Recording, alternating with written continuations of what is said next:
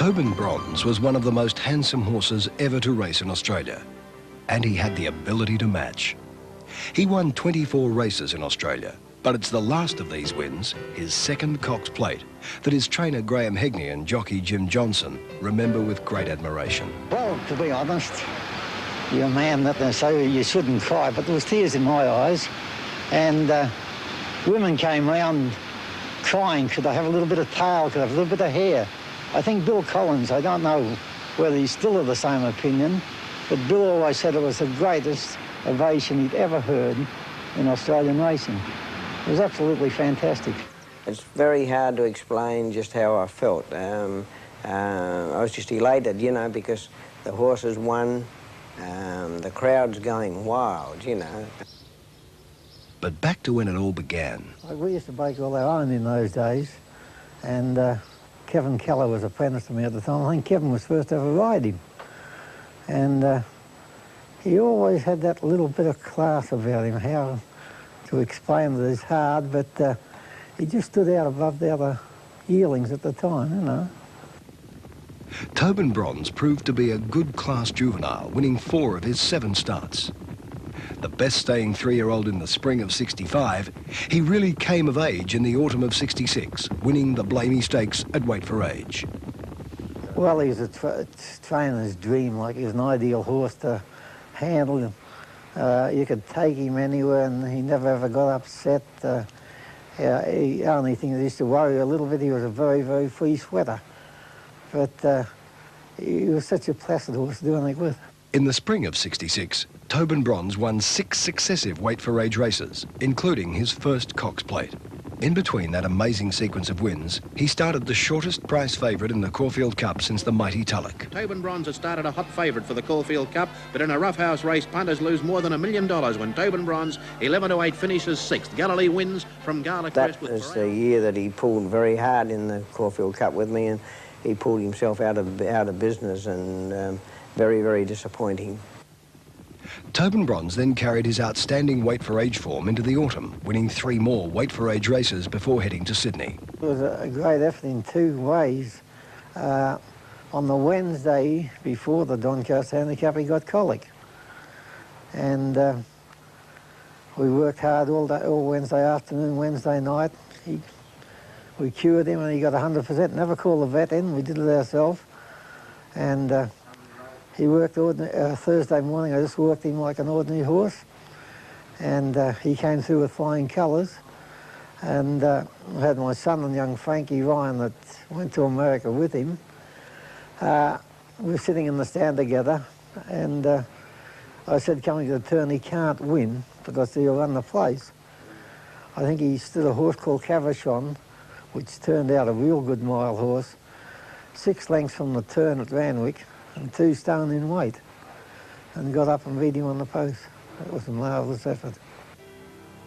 Before being rested for the winter, he won the Weight for Age All-Age Stakes, starting at 12-1 on.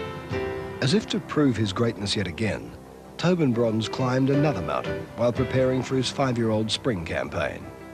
I said to Graham Hegney, I said, I think something, you know, like the horse just didn't feel right. We're taking the blood from this. Isn't it beautiful blood? I said, well, I hope you're right. And anyway, he rang me back 3 days after. He said, well, the horse is out. He says, forget all about the Caulfield Cup. He said, no possible chance of him getting there. I said, well, look, you fix him and I'll do my part.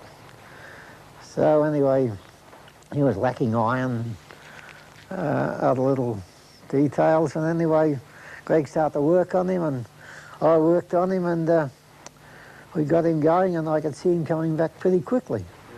I rang Greg, I said, that horse is back. He said, Graham, impossible. I said, Greg, he's doing the things he used to do. So anyway, I put him in a 6-furlong race at Moonee Valley.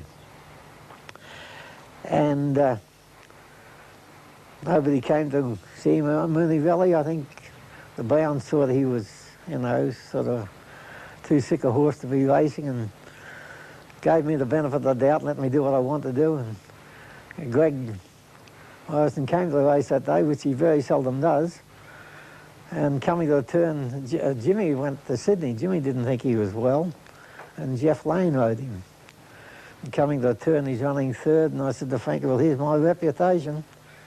He straightened up for home and just said to the others, I'll see you later. He was back. And to prove it, he won the Toorak Handicap at his next start, carrying just 1 pound under 10 stone. What a horse. Next stop, the Caulfield Cup of '67. Inside the furlong, and Johnson's got Tobin Bronze out about 1.5 lengths in front. Limit is weakening. In the centre is Pad the way on the outside. Garson, and now Higgins bringing red-handed down the extreme outside. Tobin Bronze with his 9.10 is clear 100 yards out. Red-handed starting to bridge the gap. Johnson riding desperately hands and heels. Red-handed gradually getting to him, but Tobin Bronze is too good, and he wins the Caulfield Cup about a neck to red-handed from Garson third, and then Pad I think the Caulfield Cup. Well, he's got 9 stone 10 on his back, and coming around the turn when I was straightened up and gone to the front there, and I think to carry that 9 stone 10 and to keep going, and when Higgins came up alongside me on red-handed, like as red-handed was getting to me near the line, well, he just found that little bit extra to sort of fight on right to the line, you know, and I think that was the greatest thrill out of all of them. But then the news that left his army of supporters shell-shocked. Tobin Bronze had been sold to America. Well, the Americans had already bought him, as you realise, and they couldn't understand saddling up again the following Saturday. They don't do that a great deal in America. And I said, oh, look, it's just a matter of sending him out. And they were very anxious to get him over to the Washington International. And the plane was delayed, so that's the reason we ran him again in the Cox Plate. Tobin Bronze's last run in Australia was in the Cox Plate. He leads on the corner from Terrific Volition on the rails, Merryweather in the centre, Craftsman the outside, and Carloom's Pride. Given full rein, Tobin Bronze dashes to the lead in the straight, and amongst great cheering from the large crowd at Moonee Valley, Tobin Bronze's last run in Australia is a success. Terrific can't stay with him, and then a gap to Craftsman, and Tobin Bronze once again showing what a great champion he is, scores in effortless style in the Cox Plate at Moonee Valley from Terrific. And before the race, the stewards said, told me, they said, now if this horse wins, if Tobin Bronze wins, make sure you trot him right back down the straight, right down to the Derby, for everybody to see him, and before you bring him in, Johnson. I said, righto. Well, when it was all over, I was up in the air too, and if I could have got off the horse halfway down the straight and let him take all the bows on his own, well, that's what I would have done. It's a memory that will live in my life for the rest of my life. People just absolutely went mad. Tobin Bronze left Australia in a blaze of glory. We had 76 hours stuck on the airfield at Los Angeles. We went from Los Angeles to Washington. A trip, instead of taking 2 days, finished up taking about 4. And most of the time, the horse was stuck in the airfield in a box. And only that the sponsors of the International that year had sponsored him to come to America. He'd have never run in that race. He should never have raced it, really. By the time race day came, he was nearly back to his... I said to Graham Higney, I said, well, Graham, if we had another week up our sleeve, you know.